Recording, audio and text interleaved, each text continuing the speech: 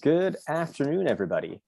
Welcome to CNE and welcome to this session on diversified funding and how to use lending to advance your mission. My name is Andrew Robinson, former program manager at the Center for Nonprofit Excellence in Charlottesville, and currently working on a part-time contract basis, and happy to help continue supporting these programs. Excited for today's session. Before we get started, I wanted to acknowledge that CNE's Charlottesville office is located on the ancestral land of the Monacan Indian Nation. And of course, the other offices and work we do are on the lands of various other nations across the state of Virginia. I'll share a link in a little bit for you to take a look and see where maybe you fit in that. Today, again, we're going to be looking at this idea of using lending, maybe something a little bit counterintuitive to a lot of nonprofits, and thinking about how that can fit within a nonprofit business model.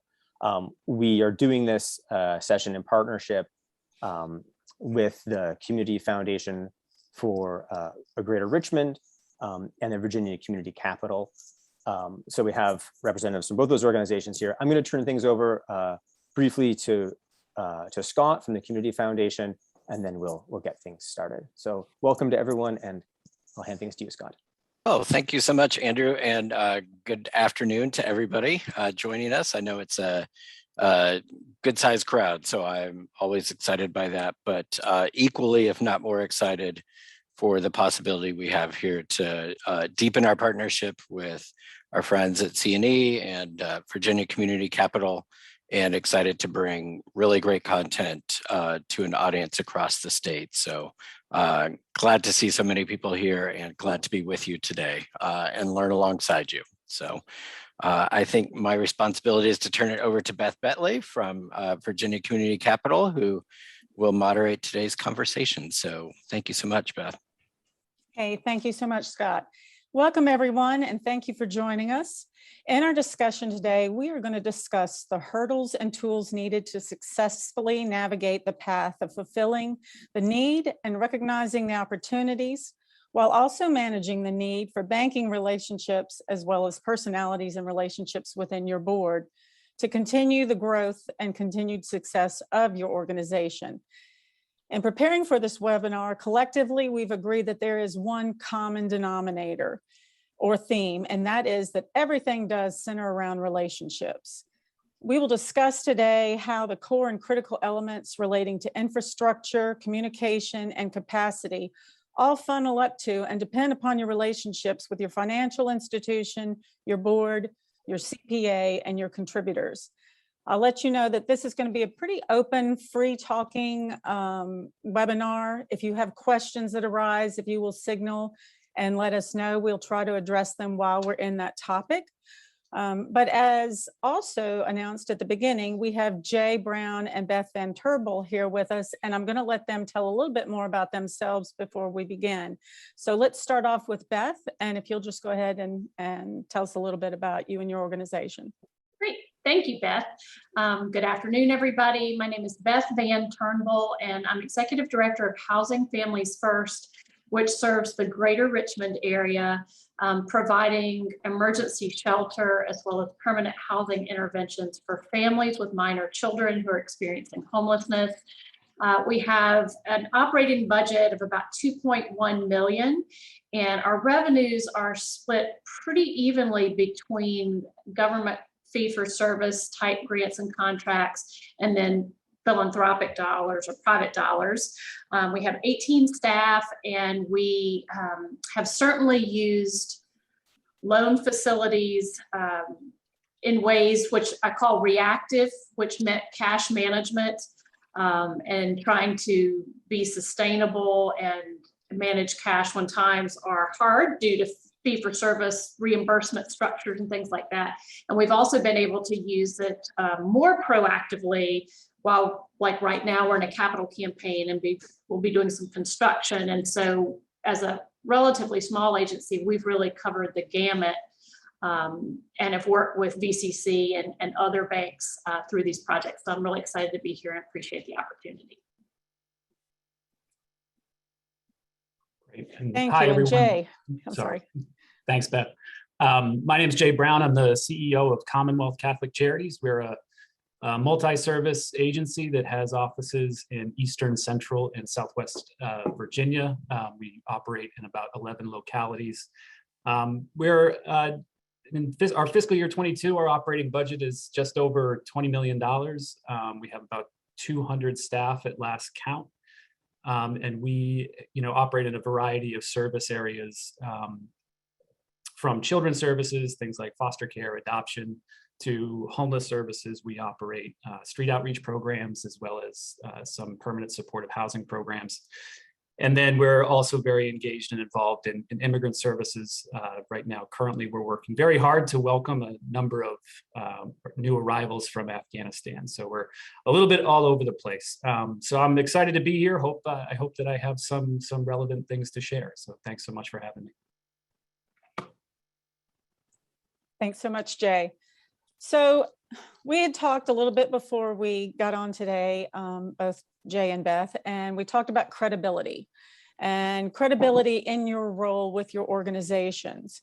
So how do you expand your organization and provide an opportunity to your board and or bank? And how do you establish that credibility to do so? And I think, Jay, one of the things we talked about was you got thrown into the fire when you joined Catholic Charities. And tell us a little bit about that, and then we'll go to Beth. So I've been with Commonwealth Catholic Charities for 11 years now, but I've been the CEO for just under 3. And we were preparing, in my very first year as executive, we, as an organization, we had identified as a strategic push an effort to become much closer to the people that we were trying to serve, particularly in the area of homeless services. So we had a small facility that we owned on close to VCU in downtown Richmond, and we had decided that we wanted to sell that facility and move to something a little bit bigger that provided some more opportunities for us to serve the population. It was also closer to where we believe the majority of folks that we were trying to serve were. So I think it was, I think in the first 6 months of my time, I was proposing to acquire a facility for, I think it was right around $1.5 million. And the asset that we had to trade, for that was we had acquired a few years before for about $500,000. So the pitch to my board was that we could actually sell that facility due to its location for significantly more, and that we can, acquire the facility down at Oliver Hill Way, where we currently operate, and then do some light renovations and not have to use any of the agency's cash in the end of it. So it was kind of a scary proposal. We believed that we could, attract an acquisition price for the small facility, because we had gotten some offers over time, and so we were pretty confident that we could do it. But actually convincing the board that this was something that we should do, and then could do, was, I think, the daunting task that I had in my first 6 months. So I think from my experience, it was really helpful to find 1 or 2 board members, and really, in my case, 1, who I could really work with to understand kind of what were the dynamics of the group, what were some of the fault lines, and potential pitfalls from some of my colleagues on the board. And so it was really at the time, she was my board chair, and she was very, very helpful in just kind of understanding who the people were, what they really cared about, and what questions I was going to have to answer as we kind of moved through this transaction. So just having someone to kind of come alongside, and really not just make sure that we had a proposal that was reasonable, but was really understanding the dynamics of the board members and how they played off each other, was certainly very, very helpful in my case. Beth, did you want to expand on that with some of your experiences? Well, just a little bit. I mean, I think Jay's really captured. We've all been new to our organizations at some point, or new to a leadership role, and really have needing that person or people who will champion the effort with you. But we've also been in a place at Housing Family First where we were started as a transitional housing facility. People in homeless services might know that it was a more old school and much more expensive model of sheltering families. Families stayed 1 to 2 years in the program, and the average cost was about $30,000 per family by the time you'd serve them. But that's how we were founded, and we're very, very dependent on HUD, U.S. Department of Housing and Urban Development dollars. That was a very popular housing intervention for families at the time. And as that began to fall out of favor, as research began to show how expensive it was and that most families could move on successfully much quicker, we had to really do a lot of soul searching. This was shortly before I came, and decide to go to a more housing first emergency shelter model and bring on programs like rapid rehousing that are about getting people back in the community quickly in their own home. But we also had a 2-year gap where we had to finish all transitional housing dollars before we could even apply for emergency shelter dollars. And that really created cash flow crunch and cash management issues for us. And the community knew it. So we had to, both with our funders and the community at large, be really honest and saying, these are our struggles, but there is a way through. Here's how we will do it. So that they had faith that as we made that transition, it was a good transition that first and foremost would better serve families, but that we could somehow manage. And it was through, a line of credit, one at VCC, that really helped us manage cash when this grant was ending and we had another one promised, but we had to outlay the funds before we could get it, get that money in. And it was a tough time, but we felt like we were doing right by our mission and most importantly, by families experiencing homelessness. But we really had to go on a reassurance tour with funders in the community to build credibility that, yes, we knew what we're doing. Yes, there was a good and solid plan of financing going forward that was manageable for us. And so again, those relationships and instilling confidence in your stakeholders that you can make it through. And whether that's getting a board or several board champions, which we had in that period, plus just other people in the community who care about, for our, in our case, housing and homeless services, that would be an advocate for us so that people could feel reassured by our funding plans and our future. So I would guess this is kind of an interesting dynamic, because as a leader of an organization like this, you both have to be visionaries, right? And see the potential and the opportunities. But then with that, the credibility comes into not just having the vision, but being able to support that vision with how it's going to grow the organization and what happens. What if? Because I think both of you had talked to me also a little bit about the fact that sometimes these visions that you have, you're outlaying a lot of resources before your reimbursements are going to come in. And sometimes I guess these reimbursements can also have hiccups, correct? And so that credibility issue, not only with your your funding partners, but your board, your organization as a whole tend to be a challenge. We talked about also a little bit about how COVID may have impacted your organizations, and to some, in a way, it was beneficial, for lack of better words. But also, I think some of your partners, I believe, Jay, you had talked a little bit about some of your corporate partners, sometimes that there were some hiccups with that. You want to expand a little bit with us for that?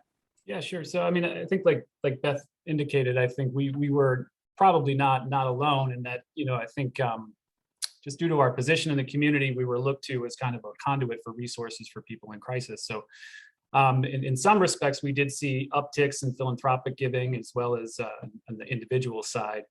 I think that the challenge, as we've kind of seen it, is we have seen a pretty significant decrease in corporate philanthropy.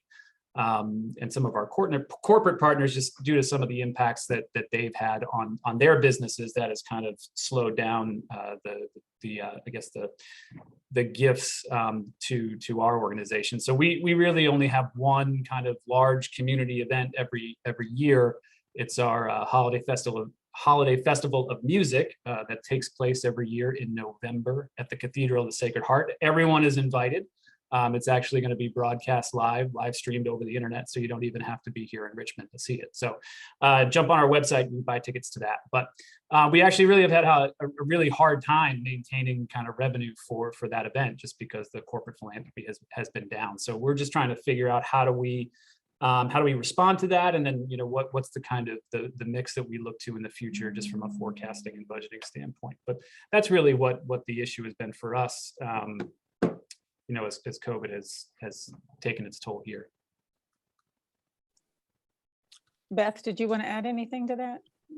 Quickly, because we are meeting basic needs around housing, and homelessness became a public health crisis, not just for the individuals and families experiencing it, but for everyone if people couldn't shelter safely. And so we did get some additional funds, philanthropic funds, as well as CARES Act funds.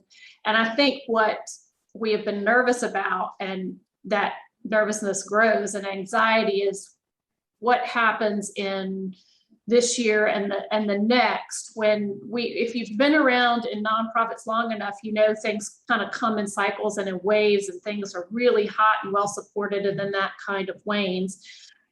And so we're afraid some of those extra philanthropic dollars we got out of foundations and individuals, as this crisis hopefully comes to an end sooner rather than later, will they remember us, or will they take all the money that they gave to these basic health and safety needs and try to fill gaps for other places like the arts or wherever that really took a hit? So that's what we're most concerned about. It does come back to forecasting, like Jay said, trying to read and know what's happening, trying to make plans B and C. If this money does go down in this area, what could we do? So I think just like all of COVID, the uncertainty of the future is really the hardest part. And as to credibility, you'd mentioned something last week that was real important. So, credibility of your organization is much easier when you're a well-known organization. Because Beth, you brought up last week specifically, you've got some younger nonprofits out there and smaller nonprofits that don't have the benefit of, once your name is mentioned, ABC nonprofit, that everybody knows who you are and what you do. And so where that can be a struggle, Jay, on the other hand, had a different struggle in the fact that his nonprofit is so well known and recognized that sometimes it actually overshadows the mission. Is that correct, Jay? Yeah, I think that, I've noticed one of the biggest challenges that we have is most people know that Catholic Charities exist, and I think most people generally think we do pretty good work, but there's not a lot of folks in the community who can really drill down into kind of, oh, this is what Catholic Charities is up to in this area. So we're trying to figure out how do we get a lot more into the details when we start to talk about who we are and what we do and some of the impact that we have on the community. And for us, we are smaller. We've probably doubled our budget in the past 3 or 4 years, but people in homeless services in the greater Richmond area know us absolutely as the primary provider of homeless services for families. But certainly we're not a household name in greater Richmond nor in the state, certainly not like Commonwealth Catholic Charities. And the newer you are or the smaller you are, and if you're in that stage of the life cycle, the truth is you don't have high name recognition and brand awareness to bank on. You don't have as much goodwill around your reputation because you're just not well known, even if you do amazing work. So in those cases, and for organizations like us and smaller and newer places, you really have to make a very strong financial case of how you are going to use the financing, pay down lines of credit or loans or whatever. that's just the truth. The smaller you are, the newer you are, the more you will have to really be able to forecast and show viable income in the future and revenues, and prove that you have your financial management and accounting together, because you don't have a long-standing reputation and brand awareness to hang your hat on. So with working with your board, most boards of a larger organization at least have somebody within the board that's in a financial institution or in the financial industry, so to speak. So how do you present your opportunities to your board and not be narrowed with your options of what to do, where to get your financing, and how to get that financing, and what kind of financing you get when you've got people that are that closely related to your organization that kind of have a bias, for lack of better words? So Jay, you want to go first on that one? Yeah, I think, I have a number of board members here at Commonwealth Catholic Charities that are some way affiliated with a number of institutions. I'm going to try not to name names, just for fear of saying the wrong thing about one of those institutions. So, so I think, when we've approached larger scale projects, whether it's, operationally or kind of capital, there's no shortage of people who want to kind of, make offers or kind of look at the issue and kind of run some numbers for us. And we really like that. I think it's helpful to have a number of different perspectives. I think that it does become a challenge at times, because I think if we've gone with one kind of service provider over the long term and then kind of want to make a move, then certainly there's kind of some heightened questions that come along with that. But I think, in my experience, it's really just a matter of, making sure that you can, shift the conversation when you need to with your board member and, remind them, like, now you need to act, put your fiduciary hat on, and, we have to make the decisions that are in the best interest of the organization. So I've just tried to be as transparent as possible. So when someone is offering a loan product or a financing product that just may not be as advantageous as another one that we've identified, we just simply we're honest about that, and it's really been successful in helping everybody kind of get on board. I think really the key when you're evaluating any kind of financing product is just to really understand yourself, or what are you ultimately valuing at this time right now? Are you just looking for the lowest rate possible? Do you want or need some additional flexibility? Or are you looking for a smaller bank because you want to have a strong relationship, and really let that relationship with your banker kind of dictate kind of the ongoing nature of the relationship between the institutions? And just being honest about that up front with your board members, and make sure that they're on board with kind of what you're looking for right now and what your priority is. And then you can take that and shop it to different institutions, hopefully ones that your board members can connect you with. But ultimately, I've just been able to be just as direct and upfront and honest as I possibly can be, to let people know why we decided to go with one option over another.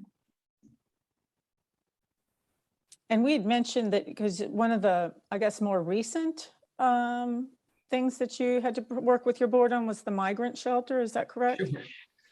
Yeah, and so we're trying to work through right now an acquisition of a new facility that would allow us to significantly expand a shelter that we offer to unaccompanied migrants who are coming across typically the southern border without prior authorization. The work there is to kind of work with those kids and then ultimately reunify them with a family member. So right now we're evaluating a number of different options that we can utilize to acquire, do some light renovations, and ultimately then own and operate the facility.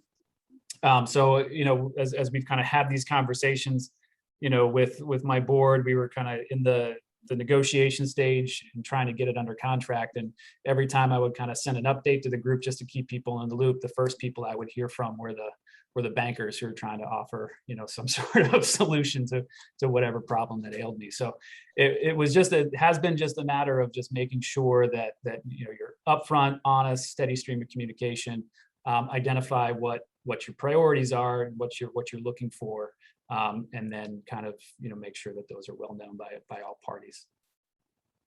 And Beth, you've also had a recent experience. Sure. And when we were prepping for this, Jay mentioned he's never had bankers from different affiliations on his board, like protest shopping across a number of institutions, and I haven't either.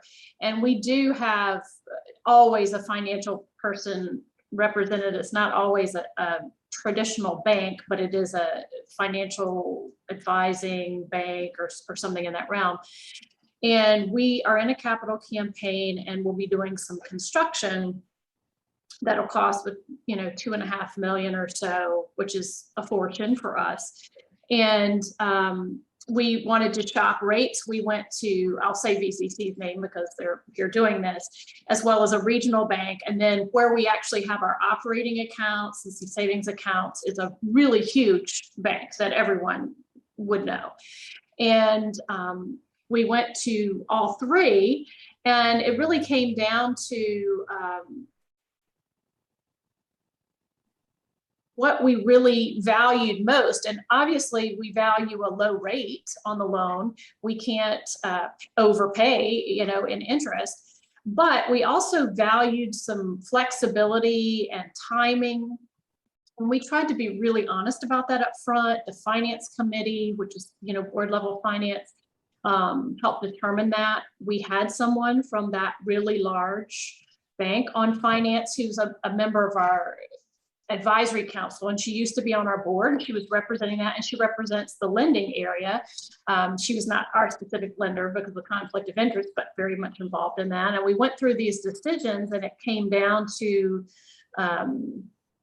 in this case, VCC was really the best deal for what we wanted. There's other banks that we've done other things with, but in this case, it was VCC because of the timing, length of the loan, flexibility, and their rate was good. It was close to the lowest rate. And this board, former board member who's on the committee, wrote me and expressed, well, we had the lowest rate. They will certainly advocate for their products and position. And I think their mindset is very much the lowest rate is the best rate. And we've said all along, low rate's important, so are these things.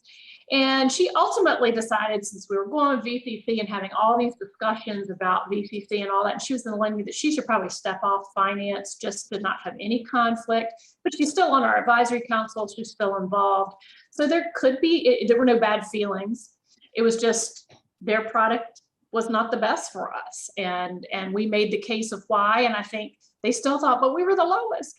But that wasn't the only factor for us. And so knowing what's important to you and shopping banks of different sizes, I think really was to our benefit. And we had connections in some way, not always as a board or advisory council member, to all those banks, and went to them and were ultimately able to pick what was going to work best for us as a smaller nonprofit going into, for us, a big construction project.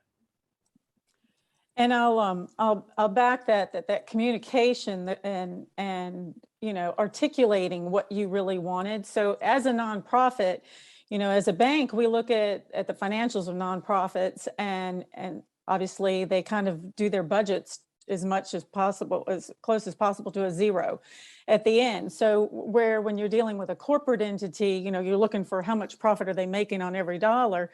With a nonprofit, it's very different. So your ability to articulate exactly what you need and to know what your funding sources and when they come in, that relationship that you have not only with where your funds come from, but your board, so that they can also, help you if needed, articulate what kind of facility is going to best serve you, and or know what to expect, because there are key words out there in the financing world, and one of them is line of credit. And everybody comes to me and they're looking for a line of credit. And you may not really be looking for a line of credit. There's such things as term debt, and things of that nature. And like Beth, you had an unusual situation where you were looking for a loan related to real estate improvements, but you don't own the real estate. Right. So we're on a 20-year at a time lease with Henrico County, so we can't use our building as collateral. And So, but it didn't mean we couldn't do a loan, but it wasn't maybe your typical real estate related construction loan. And the ability to understand that was really important to us. I think in this case, VCC, because they are a CDFI and work with different nonprofits and things, probably had a little better sense of how to do that than maybe our really large or even the regional bank that does just more corporate lending on these kind of things. But the key is, even if you're smaller and you don't own the building and all that, you have to have your ducks in a row. You have to have revenues. You have to be able to forecast. You have to do all those things. But you have options, and you bring something to the table that's an asset that banks do want to work with you, but you got to come prepared and make a great case and instill confidence in your ability to, of course, pay off any loans or lines or whatever. But no matter your size, a bank can make money off you, and they would like to do that, I know. And so come prepared, and you can have a lot of options regardless of your size. And really, it was an effort. If we have a third-party accounting bookkeeping service we work with to do all our day-to-day financial things, and then a board, we had board members very familiar with lending and banking and financial management. And so we could really put together great projections and a great case for why this would be a good loan for the bank to give, and why it would work for us and help us accomplish our mission. Okay, so Jay, this is going to be a little bit directed toward you first, but Beth just brought up again forecasting, which is huge. So as a lender, you know, we look at your historic financials when you come to us for a request, but we also look for your budget to actual year to date, and then your forecast. And we talked a little bit last week about how forecasting, what kind of tool that can be used for, not just to give to the bank when you're looking for funds, but also, you know, within your organization and in dealing with the board for any unexpected situation. Tell me, what do y'all do?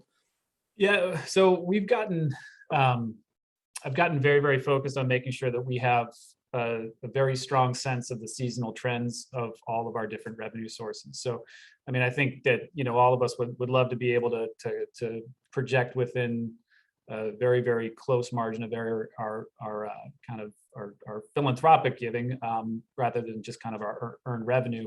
That can certainly be a challenge, but we've noticed that there are definitely trends. Of course, you know, year-end giving, of course, you know, there's a spike, and then you know, as we go throughout the year. So understanding the kind of the seasonal flow has kind of helped us identify when are good times, or maybe less advantageous times to maybe do something, whether it's, you know, start a new program or start to kind of, you know, do something in the capital space to try to help develop some infrastructure. So it's really my accounting team has, you know, gotten very, very familiar that I really want to see, you know, month to month and kind of quarter by quarter, you know, how are we forecasting, and then what's the margin of error in between our forecast and our actuals, just so that we can make sure that we're on top of things, and we can go back to our board, you know, at the quarterly meetings and kind of explain what's happening and kind of how we think we'll either dig ourselves out of a hole or kind of come back to earth if things are looking really, really strong. One of the challenges that we've gotten into is COVID really has, you know, blown some of that out of the water. We of course saw a huge spike in philanthropic gifts towards the end of last fiscal year, or our fiscal year 2020. And of course our spending was in our fiscal year 2021. And so we had came to my board, I think at the 6-month period with just a huge deficit, and being able to really understand, you know, what was actually going on there from a cash perspective certainly helped, I think, give people, you know, confidence that we were going to right the ship, you know, over the course of time. So just really understanding, you know, how, you know, the resources flow through your organization, I think helps me sleep at night, but certainly also gives you an opportunity or an ability to kind of share, you know, what's happening at any given time, so that you can really plan for larger initiatives that you want to take on. Beth, you wanted to add to that? Yeah, and we've talked about this. It's true of forecasting. It's true of building relationships with banks and others. Like the ideal time to do it is when you don't really need it. You don't really need a loan or in crisis. And even if you're really small, I've been at places much smaller than Housing Families First, and we used an Excel spreadsheet, but we knew how to forecast. And there's. What I'm saying is I'm here, I'm in a shelter facility. If there is a child screaming downstairs, we all have to run and stop and see what it is. I know what it is to live under the tyranny of the urgent and to not have enough staff to do all the things that need to be done. But as a director or a finance person or somebody in your organization, you've got to stop and do it if you want to be able to move forward and take advantage of opportunities or have potential resources if something unexpected does happen. It's a lot of it is me and our bookkeeper, but we do forecast, and it's knowing what's our trends. If you've been around, a few years, 2-3 years, what are the trends over those years? If you haven't, you just have to do your best to look forward. What do we know will change?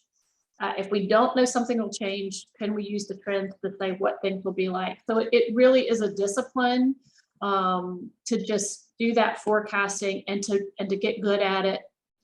Hopefully when you're not in a crisis and having to forecast, while you're trying to get a loan that's going to help manage cash, or even, to take advantage of good rates. You want to move a construction loan or something through in a timely fashion, and you need to be able to forecast. And we've talked a lot about, between Jay and Beth and I, the time to build the relationships with bankers and all of that is when you don't need them as much. The time to forecast and get good at it is when you don't need them as much, so that you're prepared. And I think that's everything hinges on that preparation and taking time to do the important work, even if you're kind of falling prey to the tyranny of the urgent, to do what's important and planning ahead so that you positioned your organization to fulfill its mission and take advantage of every opportunity that you want to take advantage of.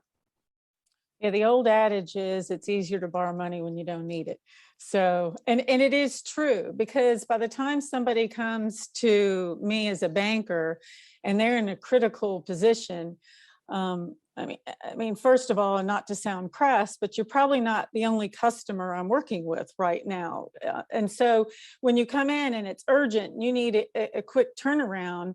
I can't decide that your urgency today is more important than the urgency I had yesterday. So we've still got to follow through of paper flow. But when you were talking about forecasting, with even small businesses and for-profit businesses, we ask them to forecast out the next couple of years. But with nonprofits, it's really, really critical. And one of the reasons that it's so critical and that banks don't all welcome working with nonprofits is because who wants to be the lender that forecloses on ABC nonprofit? If you foreclose on a business, nobody likes to foreclose, period. But who wants to be known in the paper as Housing Families First went down because VCC, called a note on them, and how does that make us look? And especially with VCC being a CDFI, we're mission driven to begin with. So as a mission driven organization, we're even more passionate toward your good cause as well. So you've got to be able to show us how you're going to manage this debt, especially if it ends up being term debt. With lines of credit, we look at annually. So your sources of giving can change and fluctuate pretty much. But when you look at something that you're going to take out over a number of years, there's got to be a constant there. And whether there are sources that have been constants and have pledged to be constant for the next so many years, that's good. But obviously there's variables in there. And then what happens if some of those variables fall away? Because, going back to talking about COVID a little bit, there are some of the smaller nonprofits I've talked to, and, And those like you have been in the business for a long time, you can't go to your regular Rockefellers and Vanderbilts and look for the family just to give you some money to keep going.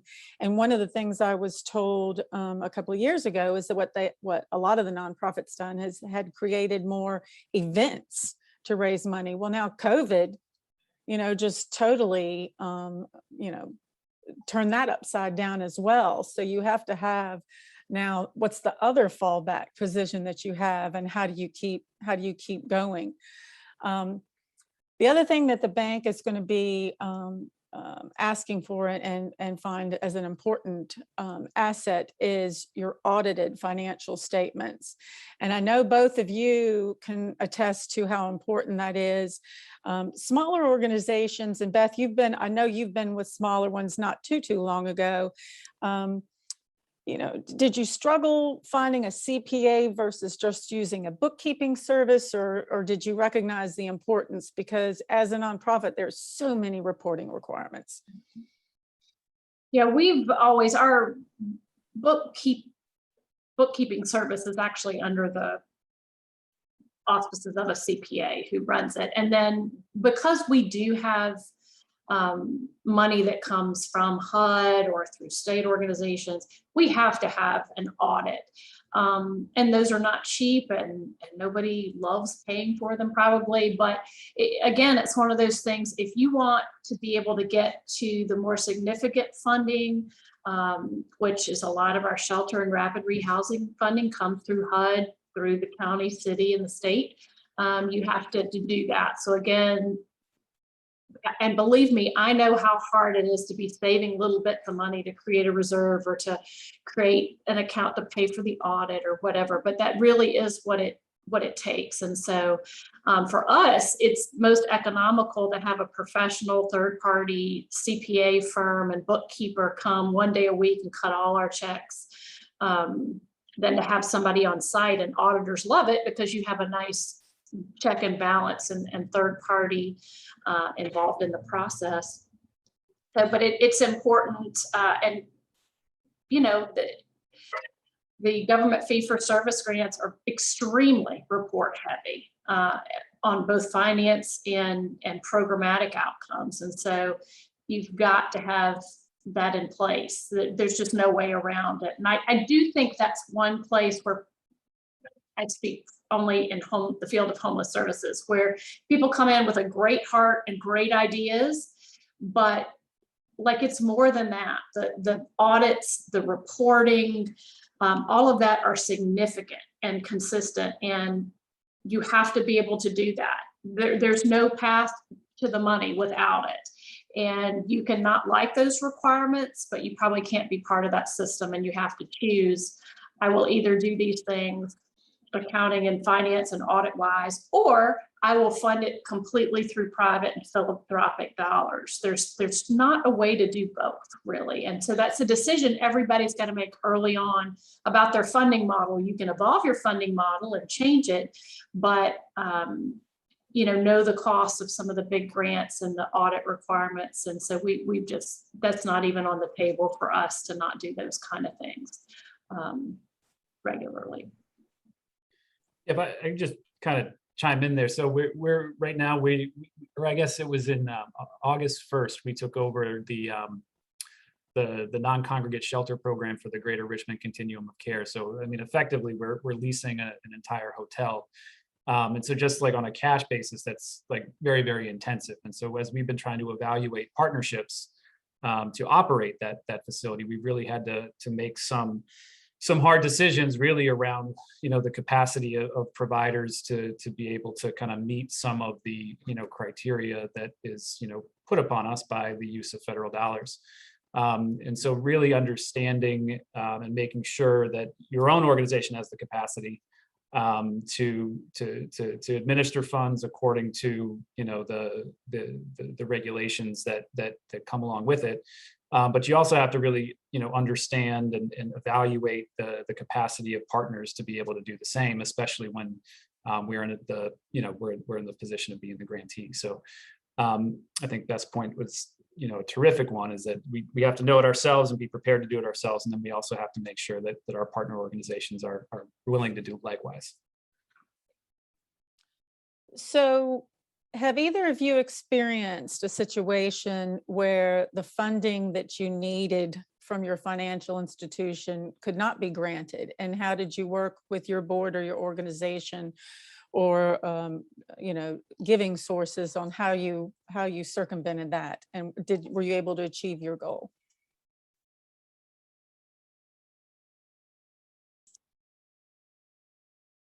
I see the wheels turning. Yeah, I mean, I would have to think in the 21 years Housing Families First has been around that has been something that's happened.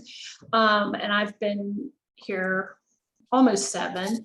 And we haven't had that, but I think it's because we certainly needed money, but we knew when a line of credit or now like a construction loan, this more permanent loan, we had board members and people on the finance committee, including board members and others,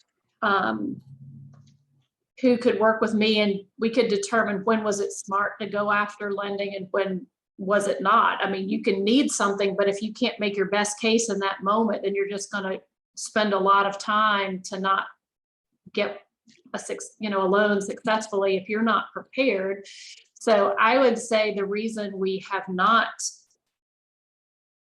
been turned down for a loan or lending is because we thought a lot about when to go for one and that we were prepared, and we don't go for one all the time. Like you have to pick. You can't ask for something every day in lending and expect to get it. So and you have to, we in that funding gap I talked about when we were leaving transitional housing funding and moving to emergency shelter funding, and we spent 18 months to 2 years without the kind of ongoing fee for service. And we really filled that gap with private funds, but we were coming down to the last quarter and really just didn't have enough private funds to stretch. So that's when we had to decide on doing kind of a strategic emergency call for funds, to the community. And that was private gifts and calls and specific messaging, again, that said, we need this, but instilling confidence. If we get it, we are in great shape to move forward. Here's how. So that's keeping your credibility. But knowing when we're just going to have to rely on private gifts from the community or maybe grantors, and not going after lending when it's not a smart time and when we couldn't make the case that we could handle that kind of debt. Jay, you have any thoughts? Yeah, I mean, I guess, lucky and knock on wood, I mean, we're batting 1,000 here so far. So, but I think that, like Beth said, I mean, it's really, I think, a byproduct of I think your success is gonna, be determined by how prepared you are when you're going to request, any kind of a financial product. So, that's just, so right now, I mentioned the effort to acquire a new facility to operate that youth shelter. And, we're under contract to acquire it, but we have a pretty sizable or lengthy due diligence period. And really we're going through that process to really make sure that we have the capacity at the end of the day to do some acquisition, some rehabilitation, and then ultimately be able to finance on a permanent basis the resources necessary to do both those things. So we're going to have to, we have to understand what revenue we have available to us by, under contract through operating that program. We have to understand, what we can feasibly raise on a short-term basis to make up the difference between what that operation can pay for on a permanent debt basis, so that we can make an educated decision about whether or not we move forward with the acquisition. So, I'm hopeful that, we brought a small group of board members together to kind of help us, evaluate that. I think that's a strategic move to make sure we don't get too far ahead of anybody. But it's really, the due diligence work is where, I think your success or failure is determined. It's just how prepared are you to do what you're proposing to do. and that reminded me of a couple of points is, as someone who's been on the smaller side of nonprofits, you want those board members with that kind of expertise or banking relationships or whatever, but it does take more than a minute to build a board or shift a board or get new people on because of terms and things like that. And we, on our finance committee, on our board level committees, we have to have board members, but we also can have people who are not board members participate.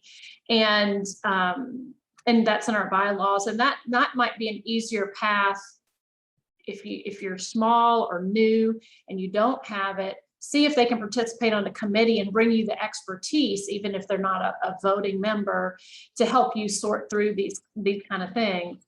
And also we don't have a director of development. It's me and an executive assistant and then a consultant who works on both our capital campaign and our annual fundraising with us. And she always tells us, hope is not a strategy. Hope is not a strategy.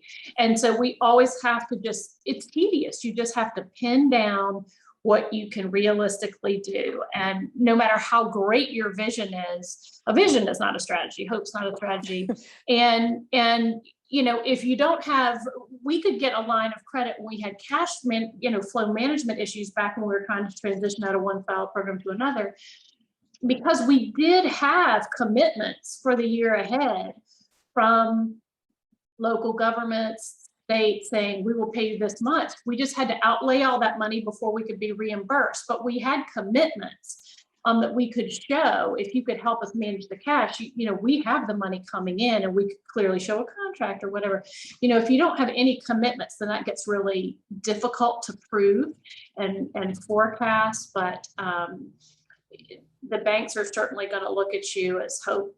Hope is not a strategy. Come with something real, and you don't have to be a prophet that can make a perfect prediction, but it has to be good and really logical. And so I tend to speak for the new and the small organizations because that's where I've spent my career and have been in all these places where, well, how do we get that board member tomorrow, or how do we get this going if we need to be doing it now before we have a cash management issue, and those are some ways you might do it. Well, full disclosure, that was kind of a trick question because I knew you would both have something to say. But I think what I wanted the point to come across to be, which both of you articulated very well, is preparedness.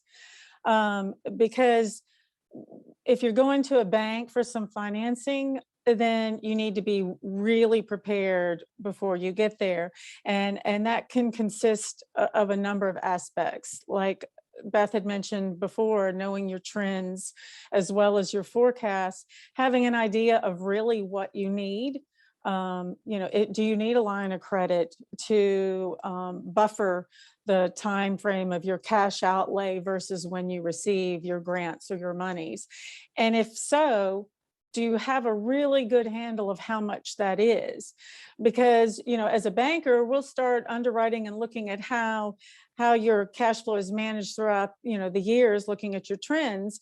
And if it looks like, oh yeah, I can see where every now and then you've got maybe $100,000 gap that can be fulfilled, and yet you come to the bank and you want $1 million, it's kind of hard to justify. And it kind of gives the bank, feeling of asking if you're sure of if you understand your trends and forecasts. So being completely prepared and being able to say, this is why, I may not be able to depend on this, or this one usually funds sometime in April, but sometimes they've been as late as May.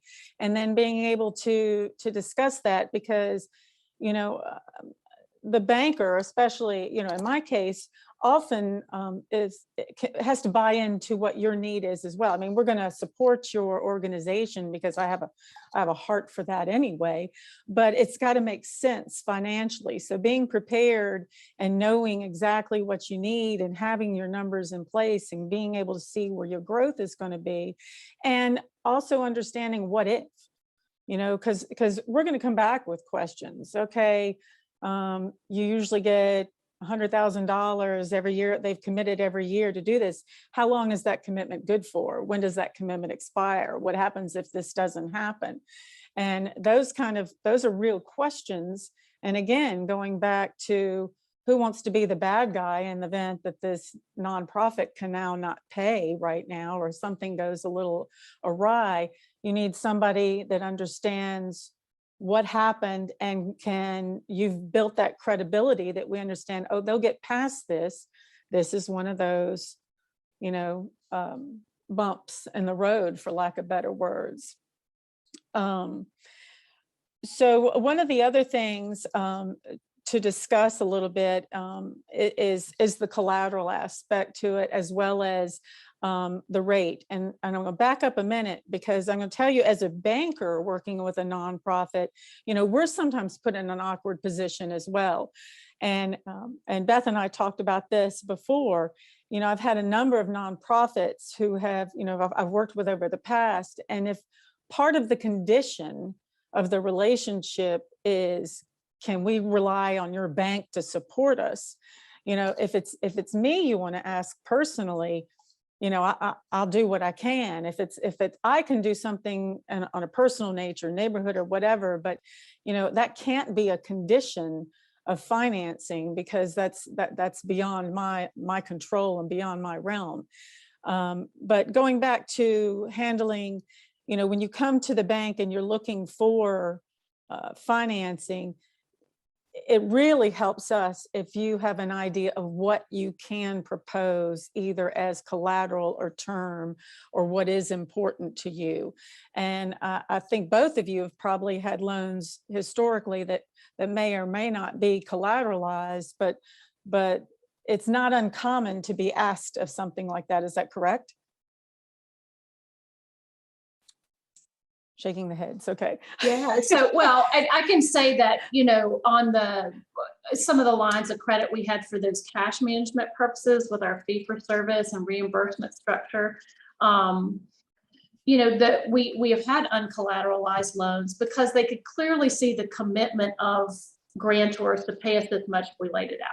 And that's, again, really, I almost call it like reactionary. We have to react to the fact that we are in this fee for service model for half our budget, where we have to lay out funds and then get them reimbursed. And you all know that if somebody's on vacation in one of the departments or something, you'll never get a reimbursement. It can take months. I mean, it's just true if you've done it. So it's, that we're now in a position of taking out this construction loan, really just to take advantage of the market. We have raised most of the money.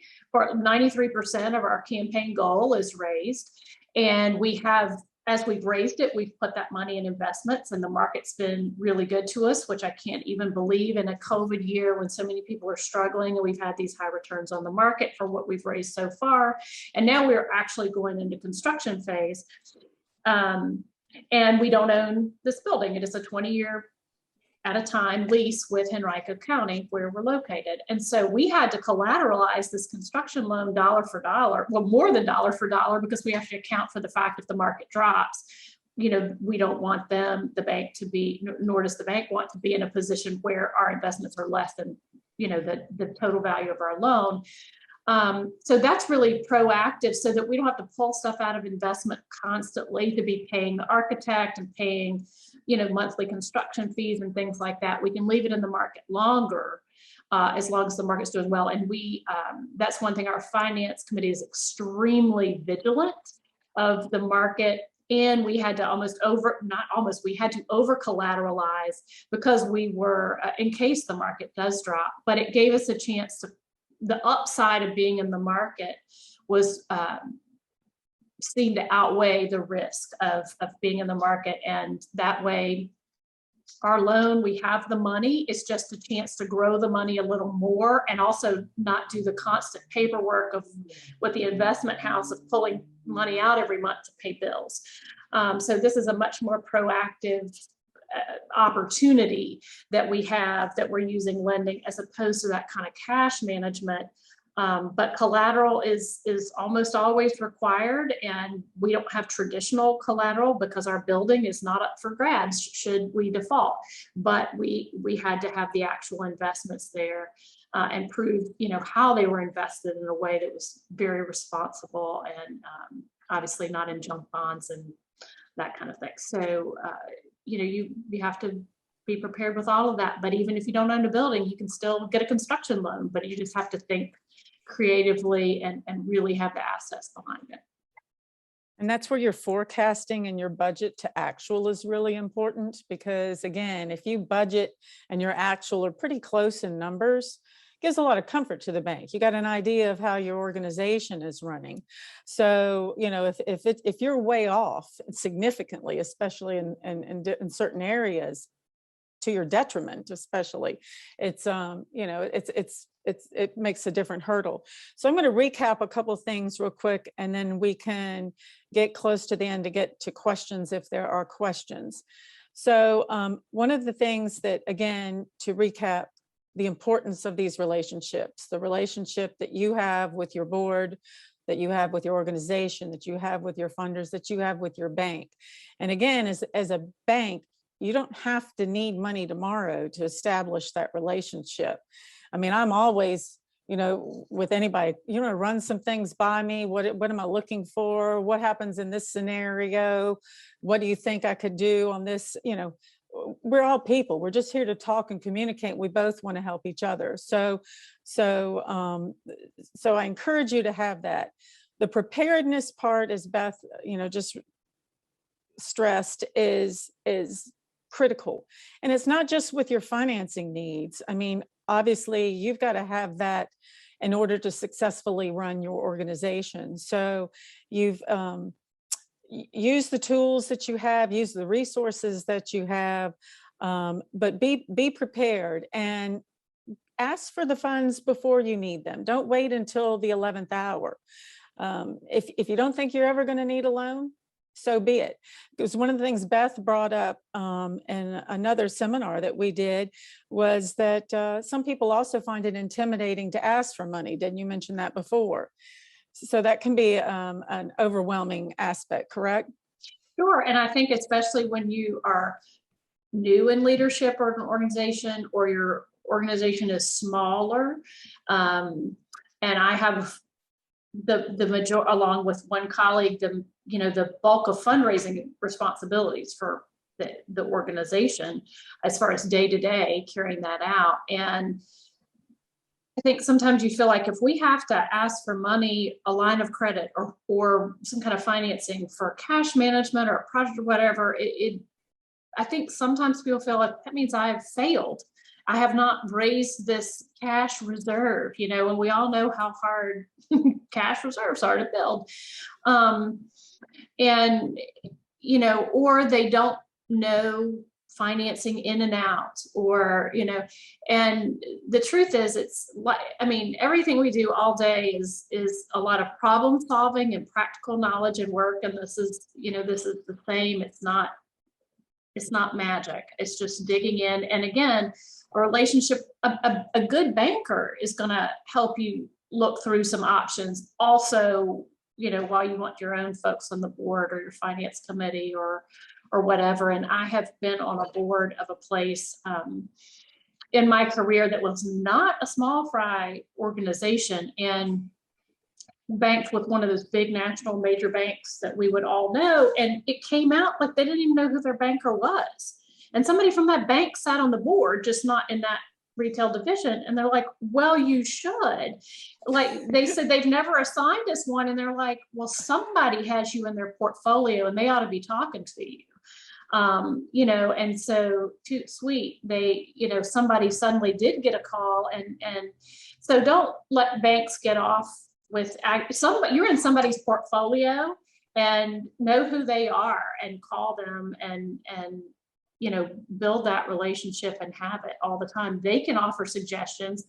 You of course want your own representative and people on your board and in your circle to help vet and examine that. But that's all an important part of it. Yeah, even if you just have a deposit account, you're on somebody's radar, you're somebody's account somewhere in a financial institution. So going back and being prepared in case you join a very large organization and 6 months in are having to propose asking for big money, huh, Jay, at all of a sudden when you're just in there and having to put things together in that regard, You know, so it can be intimidating to go to a bank. It can be intimidating to do a lot of things, but when you have a relationship, it just makes it so much easier and it makes it a smoother transaction. You know, I think it's also important if you can't achieve what you want, and regardless of who you're working with, whether it be your board, whether it be your bank or whoever, you know, get an understanding of what would it take to get to that point. So if we're not ready now, then what would it take for us to be ready? If we don't qualify now, what would it take for us to qualify? And be prepared to go in that direction. That way you've still got a plan. With that being said, I'll ask Andrew or Scott if they know of any questions that have come in. I haven't had any so far, but I would encourage folks to add things to the Q&A, and we'll be happy to read those out or pass those on to panelists. And while we're waiting, Beth talked about, you know, having relationships, and earlier she talked about board people saying, well, you know, if I bank with you or if I get my loan with you, will you support my fundraising event or whatever? I have straight up had a treasurer and board member ask that to a huge bank in a meeting. I mean, they will ask it. And it does put them in a bad place. But in the prep, Jay also talked about banks that will say to him, you know, something about, well, will you move an account with us? And I really liked his response. If you want to share that, Jay, if you know what I'm talking about. Yeah, I mean, the response we have is no, we're not going to do that. I think just to kind of pick up on the relationship piece, I mean, to ask the questions about, you know, if we're not ready, you know, what can we do to get ready? And I think it's also been helpful to ask, you know, bankers or people that we know, it's like, you know, who do you know that can do this deal? And really try to, you know, leverage the connections and resources of those people that are supporting your organization. I think I really like the, you know, knowing who the person is that you know, handles your organization or, you know, holds your account is huge. And I think it's really important, you know, for us as leaders, just to be not just to know those people, but to ask them to do stuff for you. I mean, they're there to serve you. And if you feel like you're not getting the best deal, you know, whether it's just with your deposit accounts, interest rates, you know, lending products, whatever, I think it's incumbent upon us to kind of be transparent and say, you know, hey, look, I need something, you know, better, or I'm looking for something different, and really put the onus of those institutions to respond to our needs. And again, going back to knowing what you want, in the transaction that Beth and I worked on most recently, like she said, rate was important, but structure was critical for her. So finding a structure that helped her achieve her long-term goal was what was key. But her knowing what she wanted helped to make that even easier. And just maybe to give people a little more concrete view of what that was, like we had VCC, regional bank, really large national, international bank, that where our operating accounts and savings accounts are held with that bank.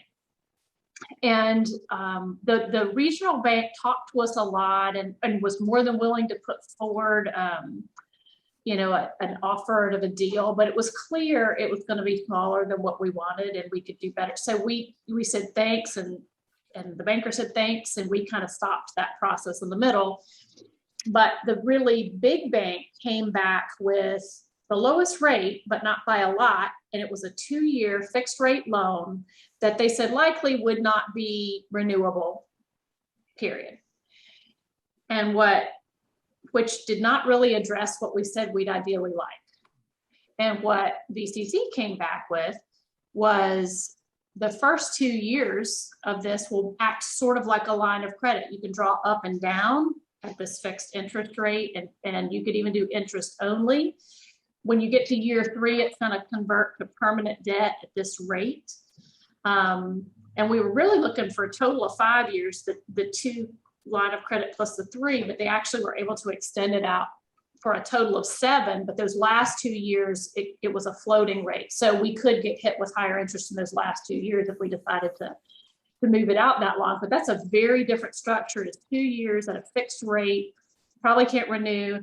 And then just a slightly higher rate where we could do 2 years of up and down up to the maximum amount of the loan. We could pay it off. And then when we go into year 3, convert whatever we have left to that more permanent debt. That's a very, very different scenario for us. And one was drastically better than the other because just that rate alone, as Beth said, was not the only driving factor for us. There is a question that came in here.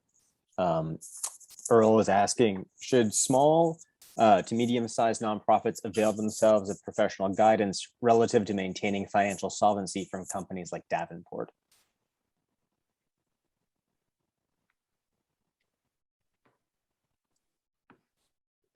I think Davenport's great if you have the ability to work with them or somebody else. I mean, if you have the ability to work with someone, I think that's wonderful. You know, and if maybe that's just not the financial capacity you have to pay someone now, then you're looking at those financially minded people, bankers, lenders, financial advisors that you can have on a board or advisory committee. But I mean, Davenport and others like them do amazing work. And if you have that ability, that's wonderful. That's a wonderful resource that you have. And I guess my take is always going to be, from being on the smaller side, though, if you feel like you can't have a Davenport or someone, it doesn't mean you can't have it or can't do it. So just see what works for you as your individual nonprofit with your assets and challenges, and make it work. But if you have a resource and for something like a Davenport, that's a wonderful opportunity. Yeah, I would 100% agree. If you have the capacity to do it, I don't think it's ever bad to have that kind of guidance and support. I think, you know, you've got to evaluate, you know, what's the potential return on that kind of investment, and whether or not it's really worth it, you know, to your organization. You know, what are your anticipated goals, you know, from engaging in that kind of a relationship? And then, do you have the money, and is the money worth to spend?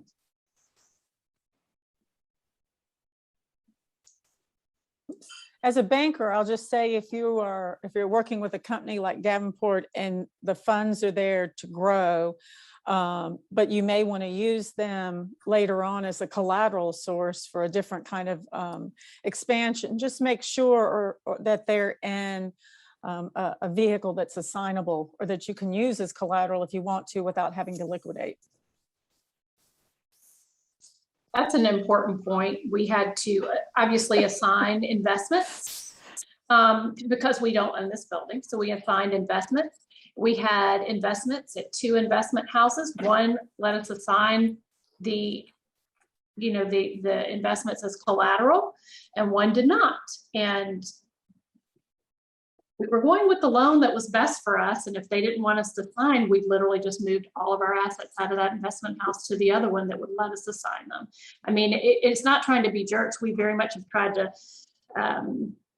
stick with institutions that we've worked with a long time and been good to us. But it is not, we would never say it's just business and be very hard line on that, but it's got to work for us. And if literally you won't let us assign assets that would secure the very, very best option for us, that was flexible on what we needed, I felt like they were shooting themselves in the foot, because it wasn't, we certainly weren't their biggest account, but I doubt we were their smallest either. And, you know, but that's the difference in a huge national, international bank that has very rigid structure and less flexibility, and the smaller and regional banks or the community development finance institutions like BCC, sometimes they do have a little more flexibility. We felt the same way in this particular case when we did a payroll protection loan. We applied with our typical really big bank, and they were so overwhelmed and so slow, we withdrew it and went through a smaller bank where we were very quickly and successfully approved. So it's having both options and knowing when to use them, I think. That seems like sort of a good segue into this other question that's come up around, and I guess the way I'm reading it is sort of, if I'm an established nonprofit and I'm looking for a line of credit or a loan, who should I go and talk to about that first? Which organizations should I be getting, sort of talking to a variety and sort of comparing my possibilities? What advice would you give to folks around that?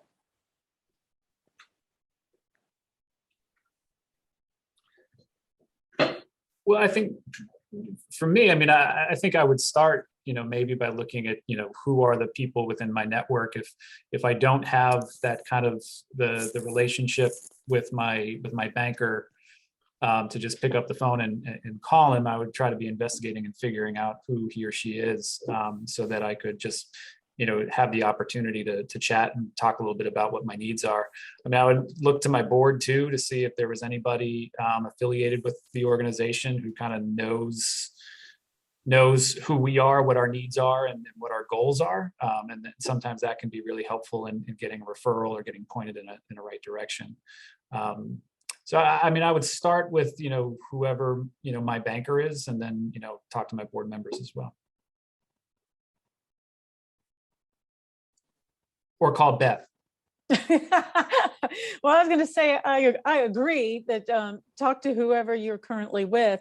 I've always been with a small bank, and now that I'm with a CDFI, so that we've got a mission-based component, it suits me better. If you're a very small nonprofit and you're with a very large bank, talk to them, but you'll get a feel of how important you feel you are to them. And I think that that's important. If somebody understands you or cares to try to understand you and your goals. The other entity I would talk to is your CPA. Make sure that your house is in order before you go to a bank. And your CPA will tell you honestly whether you are in a position to ask for something or not, or if your organization can handle something or not. And of course, your board is going to have to buy in as well. So kind of getting all your entities on board, and then picking which financial institution works best with you, then that would be great. But yes, I'm here to help if you want to talk.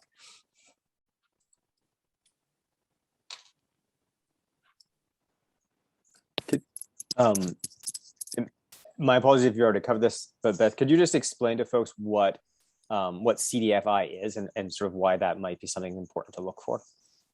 So we're a community development financial institution. So DCC, and then our nonprofit arm is Locus. Well, we're mission driven. So we are very intent on helping those spur economic growth in certain communities, whether it's provide affordable housing, healthy foods, providing loans to entities that bring food into food deserts, job creation, community growth.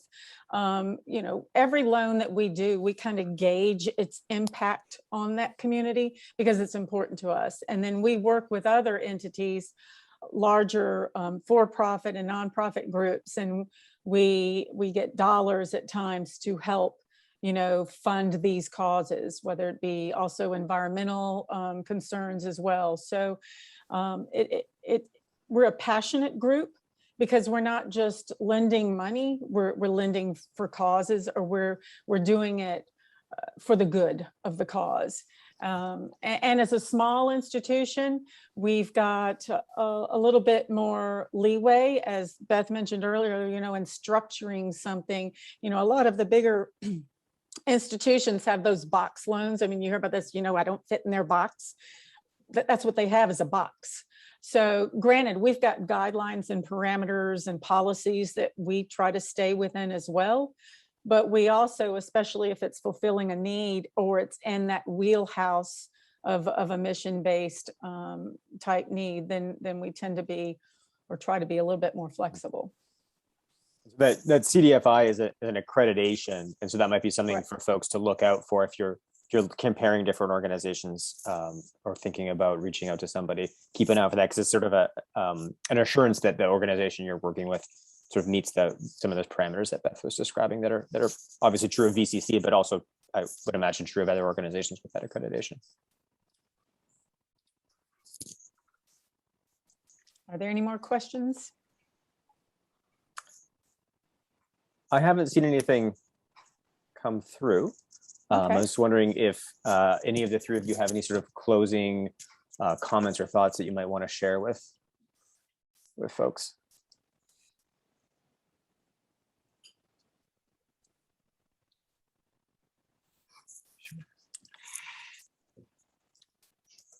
Nope. Are we good, Beth?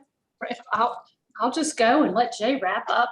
So the long and short of it, now's the time to build a relationship, have one, you deserve one, no matter what your size. And we work with a huge bank for some things, and we work with VCC for some other things because they offer different things in different situations. And again, you deserve that. And it doesn't, you do have to have your house in order, but it doesn't take an outrageous level of sophistication to be able to do those things on the smaller side.